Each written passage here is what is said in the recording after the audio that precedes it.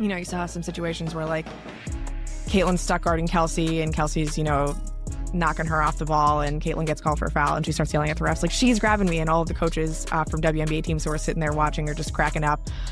Kelsey had one situation where she sort of finished through traffic. She'd been struggling a little bit, got through to the hoop, just like yells right in like Becky Hammon and Nikki Fargas's face, and they're just like cracking up, like classic Kelsey. Watch that body language carefully.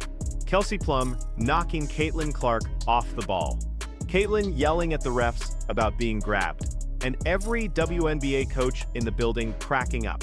That's not a scrimmage. That's a battle for an Olympic roster spot, playing out in real time at the USA basketball training camp in North Carolina. And according to reporter Sabrina from The Athletic, who was actually inside that gym, what happened over those 3 days might have just changed everything about the Olympic selection conversation. Because the way she's describing Caitlin's performance, we're not talking about a player hoping to make the team.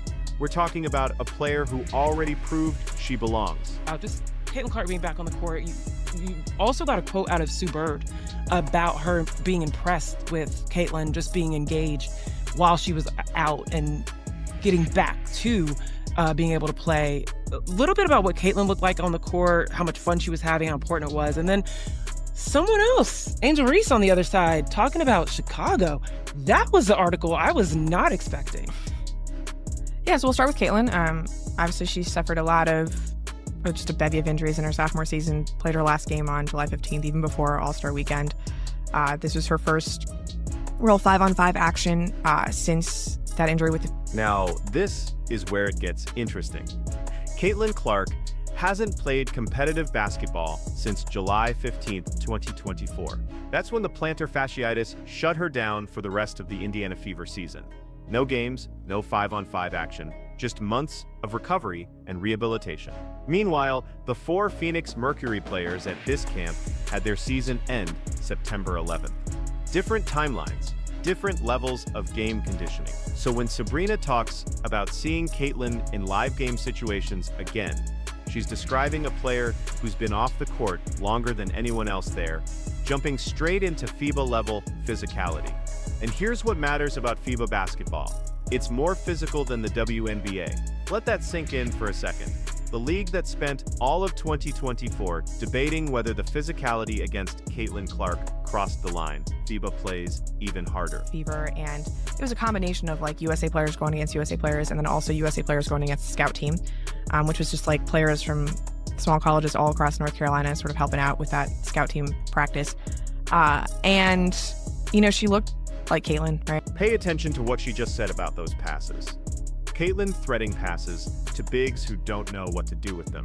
Eriko Ogunbowale catching the ball and bringing it down, getting blocked because she wasn't expecting the ball exactly where she needed it to go straight up with. This isn't a criticism of Eriko. This is what happens when you play with a facilitator operating at a different level. Chelsea Gray throws beautiful passes, stylish passes that are entertaining to watch.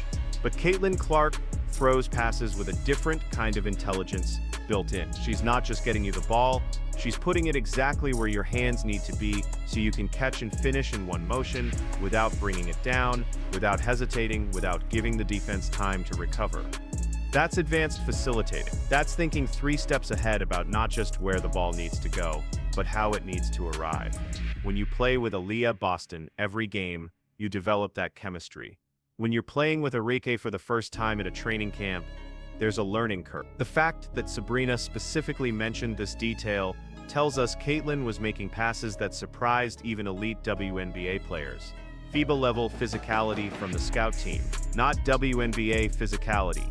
FIBA physicality. And Caitlin Clark, still ramping up from a plantar fasciitis injury that cost her 2 months of her sophomore season, was going at players instructed to play at international basketball's physical standard. Remember all those conversations during the 2024 season about whether the physicality against Caitlin was excessive, the flagrant fouls, the body checks, the debates about whether rookies were being targeted.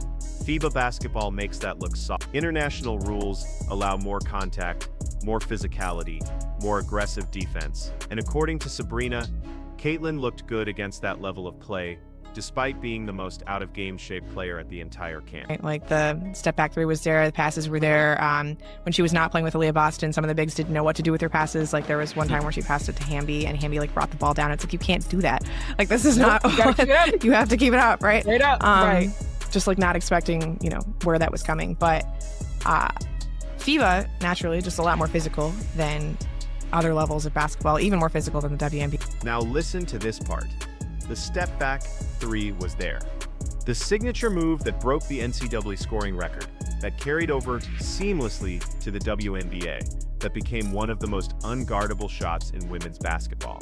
Still there, still working against USA Basketball's best defenders. But it's what Sabrina says next that matters most. Caitlin was so happy to be there, and individually telling team members how nice it was to talk to them again, that she was just part of the basketball process. Think about what that reveals. After a sophomore season that ended in July with injury, after watching the playoffs from home, after months of rehabilitation and uncertainty, Caitlin Clark showed up to this camp and reminded everyone exactly who she is. Not with trash talk, not with drama, with performance. With that step back three, with those passes that made elite players look unprepared, with the ability to compete at FIBA physicality levels while still getting back into game shape. Play at a FIBA level of physicality was interesting considering how long she's been out and the fact that she's still ramping up injury-wise, but she looked good. She was just like so happy to be there and like was individually like telling media members how nice it was just to like talk to them again and like that she was just part of the basketball process, even if that includes all of these other responsibilities. Go back and watch that interaction with Kelsey Plum again. Two players battling for the same position. Two players who absolutely thrive on that competitive energy. Kelsey Plum once turned around and told Spike Lee to speak up, that she needed to hear the trash talk louder. Caitlin Clark had an entire opposing crowd yelling at her in college and fed off that energy, silenced them with her performance. These are two competitors who don't back down from anyone, and according to Sabrina's report, that's exactly what played out at this camp. Kelsey knocking Caitlin off the ball. Caitlin immediately calling out the refs for missed calls. Coaches from WNBA teams watching and laughing because they know exactly what they're seeing. Two elite guards going at each other with everything they have, and here's what that competition revealed. Caitlin Clark isn't at this camp hoping to impress anyone. She's there competing for a roster spot against one of the best guards in the WNBA and holding her own despite being the most out-of-game shape player in the building. So there you have it, fam. Caitlin Clark been an absolute beast at the training camp. Shout out to her, man. Now, I already kind of knew Kelsey Plum and Caitlin Clark were going to be going after her. All right, those are two players battling for that one position, right? And these are two players that absolutely asked crowds to give it to them. All right, if we remember, Kelsey Plum finishing through traffic after struggling, yelling right in Becky Hammon and Nikki Collins' faces, and the coaches just cracking up. Classic Kelsey, they said. That's respect. That's recognition of a player's competitive fire. But notice what else Sabrina mentioned. The storylines from the WNBA season continuing into this camp. Caitlin and Kelsey going at each other. Caitlin getting frustrated with the refs. Players bringing that same intensity that defined the 2024 season into these training camp scrimmages. That continuity matters because it shows this isn't exhibition basketball. This is real competition with real stakes. Kara Lawson is watching. USA Basketball staff is evaluating.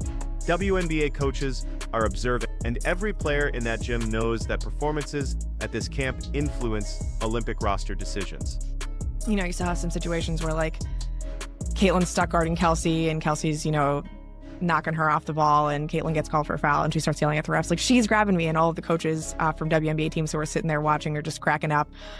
Kelsey had one situation where she sort of finished through traffic. She'd been struggling a little bit, got through to the hoop, just like yells right in like Becky Hammon and Nikki Fargas's face, and they're just like cracking up, like classic Kelsey. Here's what makes this significant. When USA Basketball left Caitlin Clark off the Olympic roster in 2024, the official explanation focused on roster construction, veteran experience, and the need for players who had been through the program before. The decision sparked massive controversy, with fans arguing that the league's biggest star and most exciting player deserved a spot regardless of experience level. But that decision was made before Caitlin had played a single WNBA game. Before she averaged 19 points and 9 assists in her first 5 games as a rookie. Before she recorded a triple-double. Before she proved that her college success translated seamlessly to professional basketball, despite dealing with constant physical play and a learning curve with new teammates. Now, it's January 2025. Caitlin has a full WNBA season under her belt. Even if injuries cut it short, she's proved she can compete at the professional level. She's developed chemistry with teammates, she's experienced playoff-level intensity. And according to this training camp report, she's showing USA Basketball exactly what they missed. The step-back 3 working against elite defenders, the passing vision that surprises even WNBA veterans, the competitive fire that has her yelling at refs in a scrimmage, the ability to perform at FIBA physicality levels despite being the most out-of-game shaped player there. That's not a player hoping to make the team. That's a player reminding everyone why leaving her off the 2024 roster was a mistake. Sabrina's report makes it clear. Caitlin Clark made an impression at this camp. Right. Stirring it up. I love that. I love that you could see the storylines continue from the W season into, this camp. And I want to particularly hit on 2 things that you wrote about. The way she describes the performance, the specific details she highlights, the tone of her analysis. This wasn't just a successful return to the court. This was a statement. And think about the timing. Caitlin's last competitive game was July. Plantar fasciitis ended her season early, forced her to miss the playoffs, left her watching from home while other teams competed for the championship. That's months of recovery, months of rehabilitation, months of uncertainty about when she'd be able to play at full strength again. Then she shows up to this training camp and immediately jumps into 5-on-5 action against USA Basketball's best player. With FIBA-level physicality from the scout team, with WNBA coaches watching every possession, no easing back in, no exhibition games to shake off the rust, just straight into high-level competition after months away from the court. The fact that Sabrina describes her looking good in that context, that the signature moves were still there, that she was making plays that surprised veteran players, that tells you everything about Caitlin's preparation during those months away. She wasn't just rehabbing the injury. And we wrote about that on the site, just like how people have been perceiving the negotiations and what still affects them and what they're thinking about with regards to the new collective bargaining agreement. But for now, just good time at camp, 3 days in North Carolina, a little snow on one of the days, just a little taste of the winter in the South. But it was interesting just to see what... She was staying sharp, maintaining her skills, preparing for exactly this moment. Now compare that to the narrative around the 2024 Olympic roster decision. USA Basketball chose experience and familiarity over star power and excitement. They went with players who had been through the program, who knew the system, who had international experience. That was their priority. But here's the problem with that approach. It assumes that talent and competitive fire can't overcome a lack of program experience. It assumes that a player who dominates at every level she's ever played at somehow needs years of international seasoning before she can contribute to Team USA. Caitlin Clark broke the NCAA scoring record. She transformed Iowa into a national championship contender. She brought unprecedented attention to women's college basketball. Then she entered the WNBA and immediately became one of the league's most exciting players, despite constant physical play and a learning curve with professional teammates. At what point does the resume speak for itself? At what point does USA Basketball look at that track record and say, maybe we should find a way to get this player on the roster? Because here's what this training camp report reveals. Caitlin Clark doesn't need years of international experience to compete at this level. She needs an opportunity. And when given that opportunity at this camp, she showed exactly what she's capable of. The passes that surprise veteran players, the step-back 3 that works against elite defenders, the competitive fire that has her battling Kelsey Plum for every possession and calling out refs in a scrimmage. The ability to perform at FIBA physicality while still getting back into game shape. That's not potential. That's production. That's a player proving in real time that she belongs on this roster. And think about what it means for USA Basketball moving forward. The 2024 Olympics are over. The roster decisions have been made. But the next Olympic cycle is already beginning, and this training camp is part of that evaluation process. Kara Lawson is making her imprint on the program. According to Sabrina's report, she's prioritizing certain things, evaluating players in specific situations, building toward the future. And Caitlin Clark just showed her exactly what she can do when given the opportunity to compete.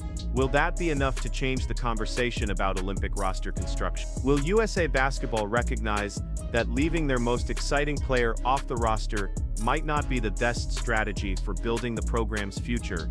Or will they stick with the same approach that prioritized experience over star power in 20? But it does make one thing clear. Caitlin Clark showed up to this training camp and performed against elite competition. With FIBA-level physicality, while still ramping up from a months-long injury recovery, the step-back three was there. The passes were there. The competitive fire was there. Everything that makes Caitlin Clark one of the most exciting players in basketball was on full display in North Carolina. So the question becomes, what does USA Basketball do with that information? Do they continue prioritizing veteran experience and program familiarity?